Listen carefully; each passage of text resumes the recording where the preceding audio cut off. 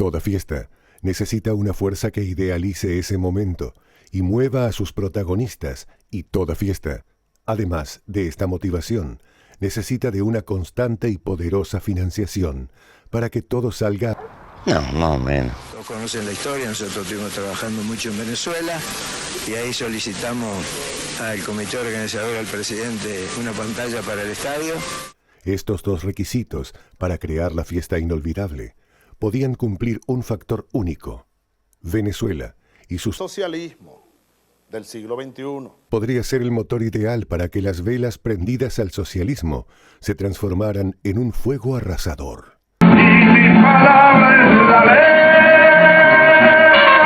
¿Por qué no te callas? Los sueños húmedos de la izquierda revolucionaria cristalizaban luego de tanto tiempo postergados por la acción del mal. ¡Váyanse al carajo, yanquis de... Shut the fuck up. Además de todo, Venezuela tenía petróleo, mucho petróleo.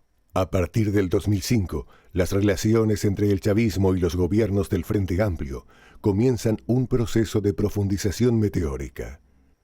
La financiación de estos intercambios tuvo varios mecanismos e instrumentos, siendo uno de los de mayor capital el llamado Fondo Bolívar Artigas, que en 2007 representaba un fideicomiso de más de 270 millones de dólares para exportar al país caribeño. El Fondo Bolívar Artigas financió 3 emprendimientos que monopolizaron el 90% de los fondos de la cuenta: la venta de software y asesoramiento en tecnología informática, la venta de casas prefabricadas y la venta de vacas preñadas y toros holando. El 14 de marzo de 2006, la empresa uruguaya Umisa firmó un convenio con Venezuela para la exportación de 12.000 viviendas prefabricadas por casi 156 millones de dólares en el marco del Fondo Bolívar Artigas. En octubre de 2010, la Contraloría General de la República Bolivariana detectó en su informe de gestión 2009 que se habían instalado apenas 11 viviendas prefabricadas de las miles que fueron importadas desde Uruguay. La venta de software, por su parte, fue gestionada por Javier Vázquez, hijo del presidente Vázquez, en representación de la empresa uruguaya Artech. La venta de tecnología Gnexus a la Corporación Venezolana de Guyana Telecom comprendió 59 millones de dólares. Este negocio representará uno de los más oscuros y controversiales. Entre estas aristas oscuras está la trágica muerte del empresario Eduardo Gómez Cannon. Gómez Cannon participó durante todo el proceso de gestación de los negocios informáticos entre Uruguay y Venezuela, a través de una firma llamada Hightech Consultores y Asociados de Uruguay, en julio del 2005, a tan solo 4 meses de que asumiera Tabaré Vázquez. Gómez Cannon firmó 15 proyectos concretos por una suma de 43 millones de dólares y 700.000 dólares. En octubre del año 2006 comienza a denunciar que no se materializaba ninguno de los proyectos firmados por ser víctima de un despojo comercial fraudulento y que el protagonista de eso era el hijo del presidente Vázquez. La historia termina abruptamente en junio de 2009, cuando aparece su cadáver en una playa de Punta del Este. Se presenta el caso como suicidio. Gómez Cannon era un testigo clave en la denuncia por irregularidades que el diputado Abdala realizaba al manejo del Fondo Bolívar Artigas y a la actuación de Javier, el hijo de Tabaré Vázquez. Otro de los capítulos involucra la actuación de la empresa Aire Fresco, que se benefició de los acuerdos firmados en 2011 durante una visita de Mujica a Caracas. Vengo de lejos, compañeros. Entre las actividades desplegadas, comerció pollos y facilitó negocios a otras empresas. Sus titulares, Carlos Decia y Omar Murmullo Alanís, fueron integrantes del Movimiento de Liberación Nacional Tupamaros. También está vinculado a la empresa el diputado MPP, Daniel Placeres, hombre muy cercano a Mujica, quien ha reconocido que en los últimos años viajó más de 85 veces a Caracas. Representantes de la oposición presentaron el 4 de mayo de 2017 una denuncia penal sobre los negocios con Venezuela y el Fondes. Durante el gobierno de Mujica, el Fondes prestó 43 millones a 5 empresas autogestionadas por sus trabajadores, a pesar de que los informes técnicos eran negativos y sugerían fuertes debilidades en los proyectos.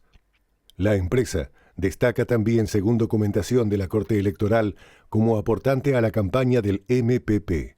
Un año después de presentada la denuncia penal, el fiscal de crimen organizado, Luis Pacheco, archivó la causa. La oposición intentó crear una comisión investigadora de carácter parlamentario. Los debates relacionados a su conformación y posterior votación representaron un enorme dolor de cabeza para el gobierno, que mantenía aún en el recuerdo la experiencia que significó la comisión investigadora de ANCAP. Que se dice que adjudicamos un tinte político a las relaciones con Venezuela. Por supuesto que sí. ¿O a alguien le cabe la menor duda de que las relaciones entre Uruguay y Venezuela están íntimamente designadas en los últimos años por una afinidad política? No se puede ser tan cara dura, señor presidente. Sí, sí. Si quiere decirme las cosas, pida la palabra usted. Pida la palabra. Pida la palabra, que no me va a correr gritando. El pedido fue rechazado en noviembre de 2017 en el Parlamento por la bancada del Frente Amplio.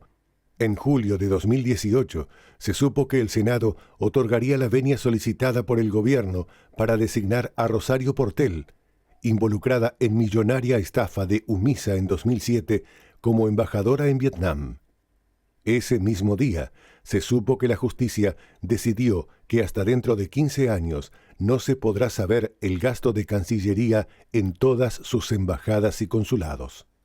A medida que el precio del petróleo descendía y se empezaban a observar las consecuencias de un sistema económico suicida en Venezuela.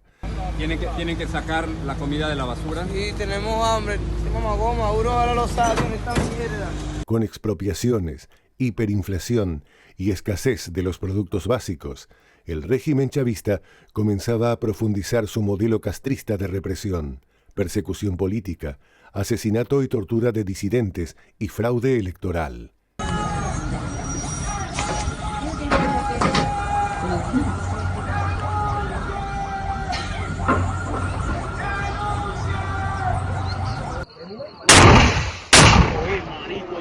Nos están disparando con RPG, granadas, lanzagranadas, francotiradores. ¡A la cual queremos ver! Hay civiles aquí adentro. Dijimos que no íbamos a entregar y no quieren dejar que nos entreguen, nos quieren asesinar. Esta situación, sumada a los miles de venezolanos que migraron a los países de América, transportando sus traumáticas experiencias y dando testimonio sobre el fracaso y naturaleza criminal del régimen, significó para el Frente Amplio una situación incómoda, cada vez más difícil de sostener.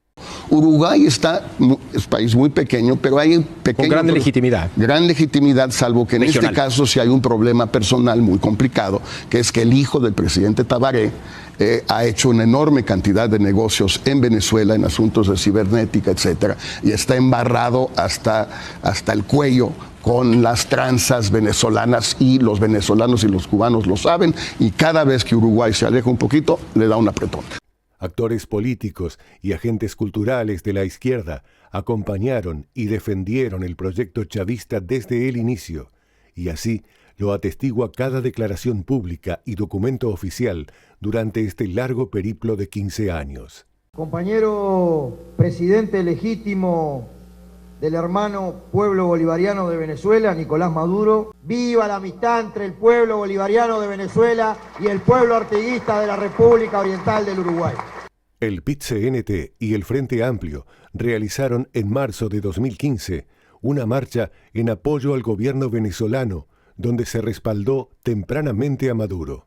El 25 de mayo, el Frente Amplio saluda las elecciones en Venezuela y por unanimidad destaca la declaración de los observadores internacionales que deja constancia del desarrollo de la jornada electoral de forma pacífica y con normalidad. Para los líderes del Frente Amplio, Venezuela es una democracia y será defendida en cada oportunidad que lo amerite. El tema de la división de poderes que generó mucha crítica, sobre todo en Venezuela, el hecho de que un poder como el legislativo no logre hacer prosperar ninguna de sus iniciativas, ¿no significa que eso también no es parte de un juego democrático sano, presidente Vázquez? Puede ser, quizás no sea la democracia que estamos, por ejemplo, acostumbrados en mi país. Hay un poder judicial funcionando, Hay un poder legislativo funcionando. La mayoría en el poder legislativo es la oposición, como todos sabemos. Y hay un poder ejecutivo con su presidente y un vicepresidente recientemente nombrado. Esta es la figura fría de ese Estado, del Estado venezolano. La acción del Frente Amplio y el gobierno a favor de darle oxígeno a una dictadura ya en fase terminal embarcó al gobierno en la creación del Mecanismo de Montevideo, una especie de cínico respirador para el tambaleante gobierno de Maduro. El terror a que su caída signifique la apertura de investigaciones los desespera. Su silencio ante la dictadura los culpabiliza. ¿Cómo va a ceder si lo están obligando a la guerra? ¿Qué le ofrecen? ¿Guantánamo? Entonces,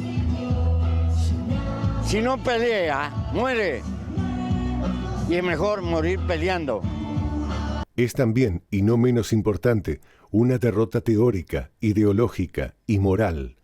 Venezuela y el chavismo representan un ejemplo impactante del fracaso del socialismo en todos los aspectos, de su inevitable desastre económico, social y cultural, de su esencia violenta y autoritaria. Entendemos que si se lava dinero en el Uruguay producto de las gestiones del gobierno, no se puede condenar a sus amos con quienes hacen negocios. Y es por eso que de aquí nosotros condenamos la postura que ha tenido el gobierno del Uruguay de falta de solidaridad, de falta de sensibilidad con la tragedia humanitaria que estamos viviendo los venezolanos.